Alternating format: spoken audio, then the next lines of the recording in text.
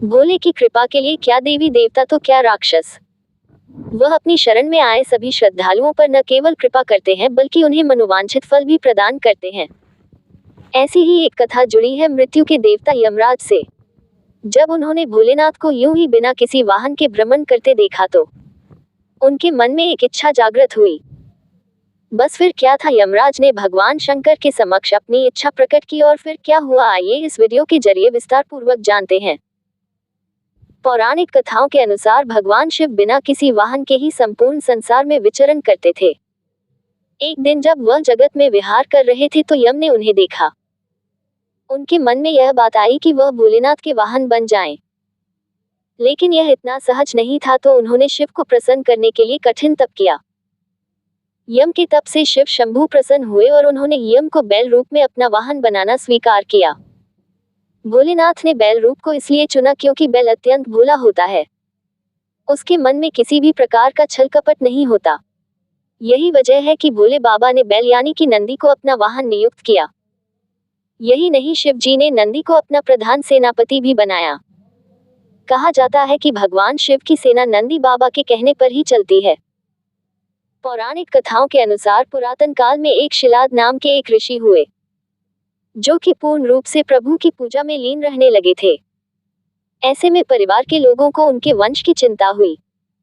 ये परेशानी लेकर सभी उनके पास पहुंचे और गृहस्थ जीवन में वापस आने का निवेदन किया। हालांकि वह नहीं माने, लेकिन उन्होंने जन्म मृत्यु से परे संतान प्राप्ति के लिए देवराज इंद्र की पूजा की। इंद्र प्रसन्न हुए तो लेकिन ऐसी संतान का आशीर्वाद देने में असमर्थता जाहिर की। जब इंद्रदेव से इच्छा मुताबिक संतान प्राप्ति का आशीर्वाद नहीं मिला तो शिलाद मुनि ने शिव की पूजा की। उनके कठोर तप से शिव अत्यंत प्रसन्न हुए और स्वयं उनकी संतान के रूप में जन्म लेने की बात कही। कथा मिलती है कि एक दिन शिलाद मुनि खेत जोत रहे थे, तब उसी भूमि पर उन्हें एक बालक मिला।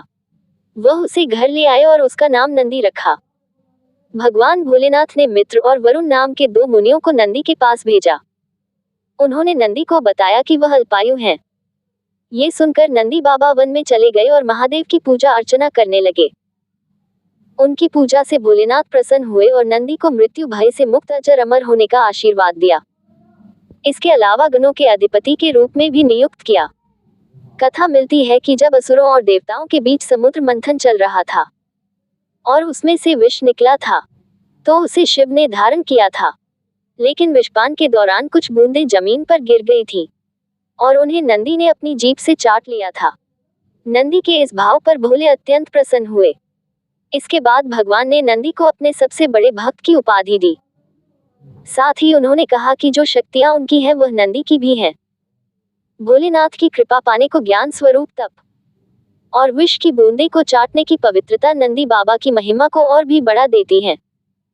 भोले बाबा ने नंदी को यह आशीर्वाद दिया था कि उनकी पूजा से पहले नंदी की पूजा की जाएगी। यही वजह है कि हर शिवालय में नंदी बाबा की मूर्ति जरूर होती है। यही नहीं, ये भी मान्यता है कि यदि आपको भोलेनाथ से कुछ मांगना है और आपने नंदी बाबा के कानों में सच्ची श्रद्धा, पवित्रता और अटूट निष्ठा से अपनी बात कह दी तो वह भोलेनाथ तक जरूर अर्जी पहुंचा देते हैं। यही नहीं, शिवजी भी मुराद पूरी कर देते हैं।